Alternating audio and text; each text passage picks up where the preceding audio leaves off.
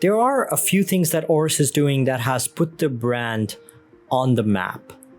First, there are those awesome dials, which, while encapsulates the vintage design language in the case of the big crown pointer date, also add a modern touch to the watch design.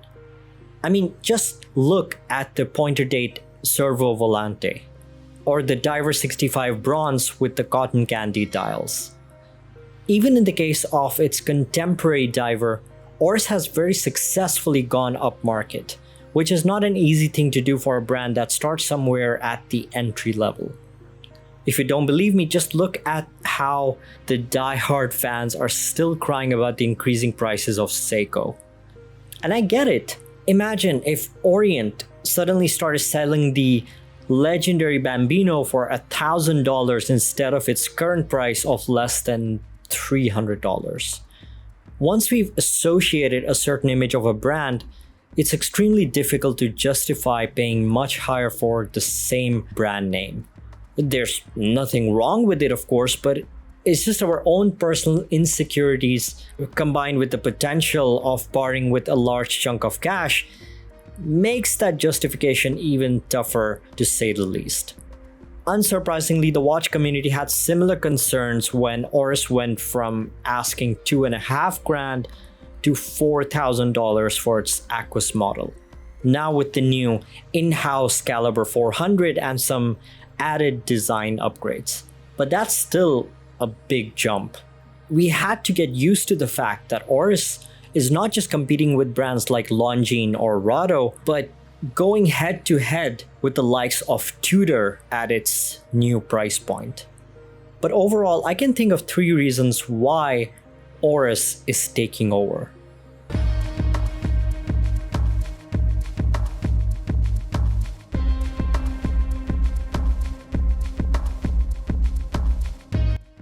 While not as old as Longines or Omega, Oris still has an impressively long history of making watches, which gives it well-respected credibility when it comes to independent watchmaking. There are just so many incredible feats in its heritage. For example, did you know that in 1927, Antoine Lecoultre's grandson became the president of Oris's board of directors? Yes, the same Lecoultre whose legacy later transformed into Jaeger LeCoultre, or JLC if I'm butchering the pronunciation. But since the beginning, Oris has been focused on producing tool watches that prioritize practicality over everything else. I mean, just look at their innovations. In-house movements with 10 days of power reserve. First pilot's watch with a mechanical altimeter displaying both the air pressure and altitude without relying on a battery. And then there's their contribution to society, the largest employer in Holstein, a small village in Switzerland where its factory is still based today. And along with helping its community grow, it also invests heavily in forest and ocean conservation projects. The upcycle watches aren't just a marketing gimmick, but a symbol of their environmental philosophy. This is a brand that doesn't just have an enthusiast following, but instead a community that they themselves manage and invest in. They're known to do free workshops, events, and arrange social clubs for both fans of the brand and collectors all over the globe. They've built a proper community, something that we've come to expect from high horology independent brands like H. Moser, but not at this level. The Oris manager I spoke with even said that instead of spending big money on celebrity endorsements, the brand believes in spending on their existing clientele by offering them a good after-sales experience. That's why when you enter Oris, you're basically entering a community. Oris is not one of those brands that make one strong product and then rather than innovating, instead move into evolving that product, which is something that we see with a lot of watch brands today. The Oris Diver 65 and the Big Crown Pointer Date are 2 of the oldest design families by the brand, which are fairly iconic to say the least. And their design identity is so strong that nobody will mistake them for anything other than an Oris. But that's the thing, they've never stopped there. Along with offering modern upgrades to those designs, like bright and colorful dials and different case materials like bronze and titanium, they're also constantly producing new products and technologies. The Aquas is an example of one of the best looking dive watches at any price range.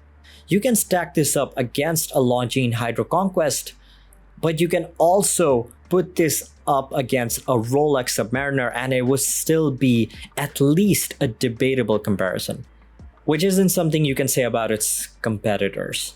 But even besides the Aquas, look at their in-house movements like the Caliber 400 with 5 days of power reserve, 10 years warranty, and 10 years of service intervals.